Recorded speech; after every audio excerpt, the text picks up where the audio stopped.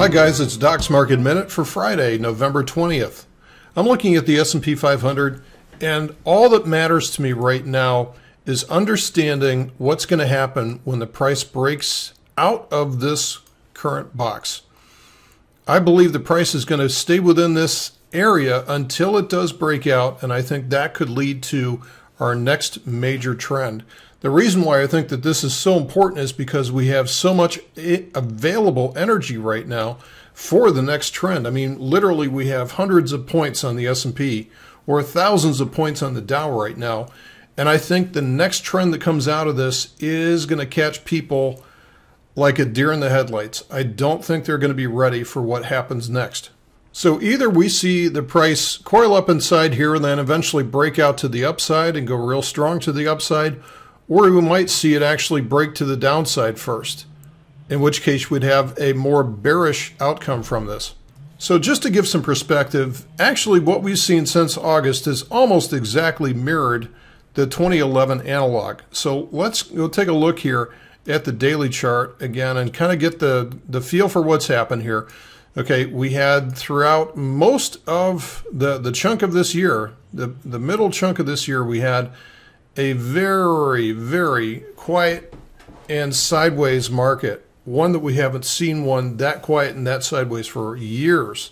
Okay, and eventually that created a big break to the downside. We knew something was coming here, and eventually just melted down to the tune of, I think it was something around 12%. Okay, so since that point, we had a nice consolidation and a breakout, big breakout to the upside. Big move to the upside, big parabolic move. Pull back to the 38.2, and so far what we're seeing is it's just sort of, it's trying to get up past the 76.4 and retest these highs. I don't think it's going to be able to do that today with just a couple of hours left. And so I think we're going to be stuck inside this range. So obviously it's really important for us to understand what's going to happen after it breaks this range. So let's go back to 2011 again, not to suggest that the same thing is going to happen, but it can give us clues about what potentially might happen that we can anticipate. Okay, so here's the same move, again, same sideways movement that we had throughout the summer, right?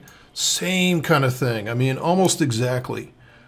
Nothing is ever exactly the same, and a little bit more of an extensive consolidation down here at the bottom before it did bottom and actually did undercut, which I thought was a nicer move. Okay, so what we had after that point was we had a pullback immediately to the 38.2 retracement, which is what happened. And then you can see from there, it came up to the 76.4, which is exactly where the price is today on the 2015 pattern.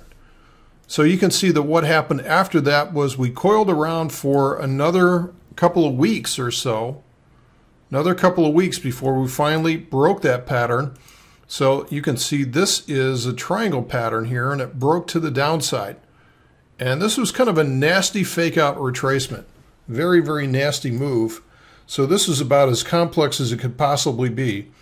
And what was important here is that this was potentially a major, major, major lower high setting up on the monthly chart. So if the price did not break in December and start moving again to the upside, this thing was toast. And so you can see how many times it led people to the wrong conclusion about what was going to happen. Breaks to the downside. Oh no, it's bearish, and then it bounces and everybody gets excited again and thinks, okay, it's all done. And then that sets up a lower high. I mean, this couldn't be any more difficult to go through and try to figure out what was going to happen from this. But that's exactly what happened. And I'm expecting something as equally difficult from this. Before markets go off on a 500-point tear, believe me for this, is that it will throw everybody off of both sides of the boat before it does start to trend. And so hold on to your hats, folks. I think between now and the end of the year, I think we'll get some clarity on what's going to happen next, because we want to be on board for that next big trend when it happens. And at this point, I'm not giving either side any weight right now. I don't care whether or not earnings are declining. I don't have a bearish bias right now. The market is just going to do what it's going to do. and trying to predict the future right now is just going to be a waste of time. It's just going to be a waste of time. So what we need to do is to frame in the price action, understand what it's telling us, and then simply respond to what it's showing us. And then from there, take the signals without pause, because I think this will be a tremendous opportunity for what comes out of here. All right, folks, that is it for today's report. Have a great weekend. We'll see you back here on Monday.